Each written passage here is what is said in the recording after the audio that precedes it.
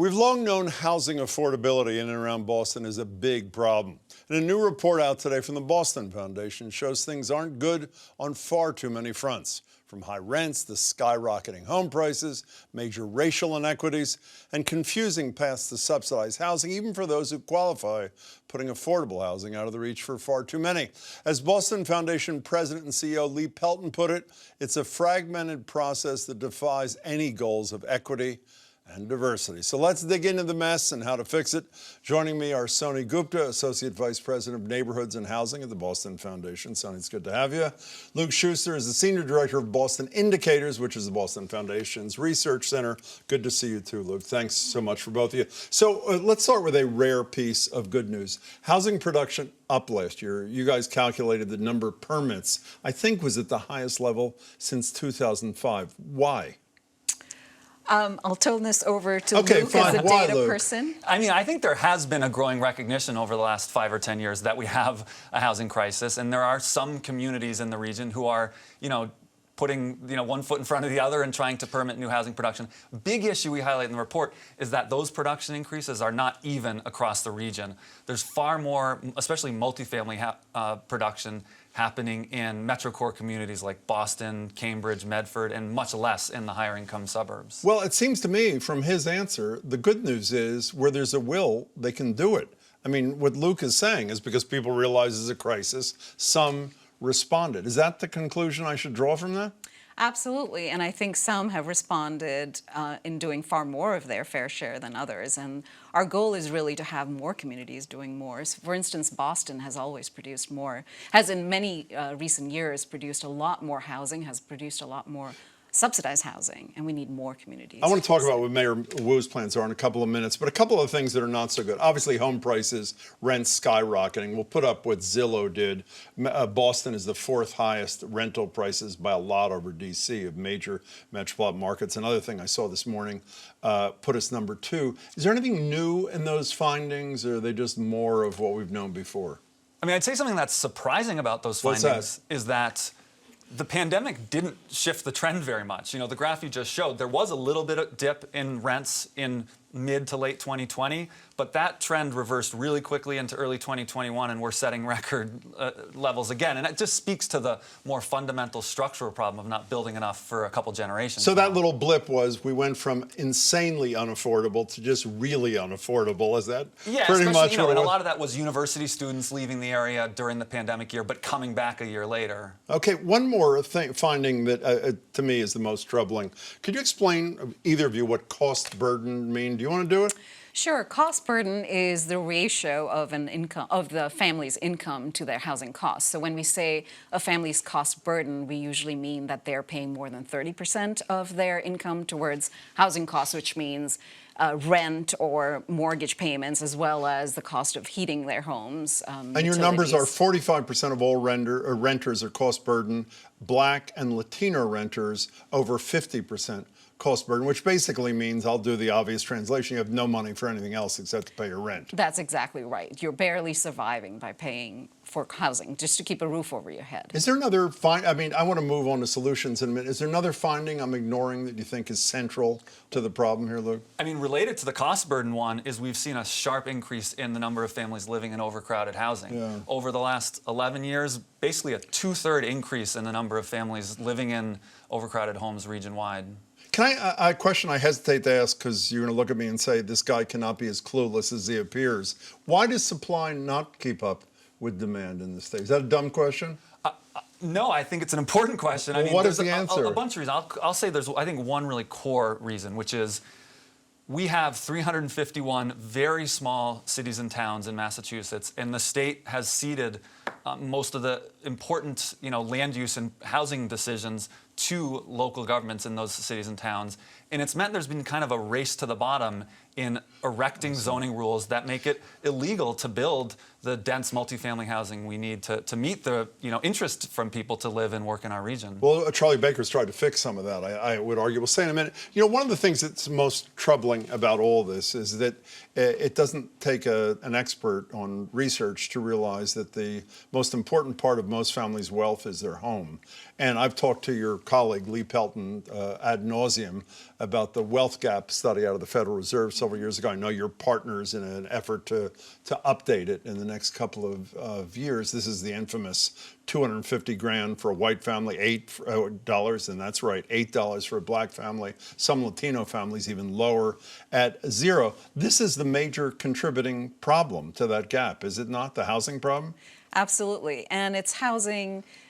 Not just ownership housing, it's rental housing, because if you look at the demographics, more Black and Latino households are renters, so any intervention towards addressing the racial wealth gap must look at renters. And actually today's report looked at how many renter households are left out of home ownership because of just even over the last 2 years, the increases in home prices and now the interest rate increase, and how more and more households are unable to even become home buyers, so even begin to start to build an asset. Well, also, not only can they not become home buyers, but by definition, that increases the demand for rental housing if they can't buy. That's so right. obviously rental prices go up as well. Can you share with us a couple of the recommendations in this report, each of you I'll ask, that you think are most important, but they have to pass the laugh test? I mean, things that are actually achievable in this kind of political environment. Give me one or two that you think matter, Luke. I'll give one framework for thinking about solutions, which is I think we need to do more of this at a regional or state level scale. So efforts like the MBTA communities upzoning law that was passed a year and a half ago by the legislature, that's expecting most communities in Greater Boston to adopt one neighborhood zone that allows for multifamily housing construction. This is one of the Baker plans, 175 communities. Am I not right about this? The vast majority of Eastern Massachusetts. And it's just saying, anybody that has some access to a transit node in the region, you've got to have at least one modest portion of your community that allows for something other than just single-family homes to be built. And I think that kind of shared collective approach is what we've really been lacking to date. And a lot of resistance to that in some communities, though, yes? And it speaks to the kind of path dependence where, again, we have, local planning boards, local town meetings that have been empowered with making these really critical housing decisions for so long, but that's not how people live. People live and work regionally. People are moving across these town boundaries all the time, and so that's why I think we're going to level up a lot of our policy solutions. Well, Baker also changed ultimately. Did he not win that zoning percentage approval thing, which obviously is pretty significant too? What would you add to that list of recommendations that does pass the laugh test, Soni? I'd say what we push for in this report, some sort of a fair housing initiative at the state level. What would that mean? That would mean an Office of Fair Housing with a senior administration person making decisions about and looking at data across the state to see what kinds of interventions we need to do at a state level. I mean, Maura Healey's the front runner and the likely next governor. I know a lot of people haven't voted yet. We just started voting this past weekend. I know she seems to embrace, at least it seems to me, this transit hub thing that Baker did. She also seems to be she'll be with us on the radio tomorrow. We're going to talk about this a little bit. She also seems to be supportive of some sort of subsidy for low-income renters and first-time home buyers. Am I right about that?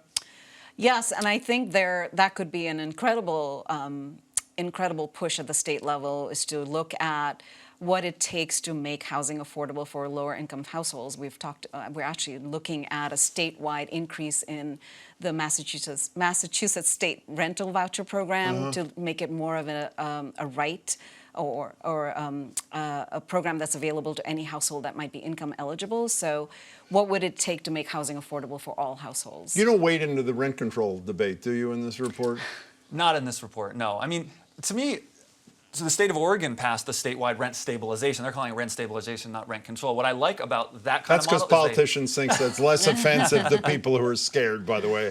I used to be a rent control lawyer in New York City, so go ahead. Fair enough. But the key piece I'd flag there is they did that and paired it with really meaningful statewide upzoning to effectively end single-family exclusive zoning statewide in Oregon, allowing at least duplexes on any individual plot of land. So you got to do strategies like that, I think, together. One last thing about that. My understanding, I'm quite sure that Maura Healey has told us on the radio in the past that she ultimately said she would support the local option rent control bill that is pending in the legislature, meaning no mandate for a community, but permission. If you want to impose a local option rent control plan, however you design it, you can do that. Are you hopeful, or how do you come out of this report? Well, hopeful in the sense that there seems to be some very doable, like you said, laugh test passing solutions, and with a new administration and the data to support it, I think we have some potential to make some inroads. And I think like the local option, for instance, seems like a logical solution. There are communities that actually want to look at rent control and should be able to. And someday somebody will explain to me why a legislature should not vote unanimously for any permission for a city and town if what they do doesn't affect anybody beyond their borders, shouldn't be able to do it. Were you in the hopeful scale? Obviously not as high as your colleague. No, I actually do think that the permitting numbers you cited are positive over the last 5 or 10 years. That's good news. I think the policy steps that the state has taken in the last 2 years are promising. The thing I'm worried about is, are we going to wait for our housing crisis to get as bad as it was in California to really take action? I mean, California on the legislative side is really lapping us now. Every year, session after session, they're going back, passing new laws. They've legalized the construction of accessory dwelling units statewide. So that, it's neat to see what they're doing there. I'm worried they're taking those actions because their crisis is sort of another big degree worse than ours, and I'd hate for ours to have to get there before we do more at scale. Luc, thank you so much. Good to see you. Thanks, Congratulations Jim. on your work. Soni, same to you. Thanks you so much. Appreciate it. You can find the full Boston Foundation Housing Report Card online at tbf.org. And you can find much more on the housing crisis in Massachusetts in our ongoing series at gbhnews.org/priced out.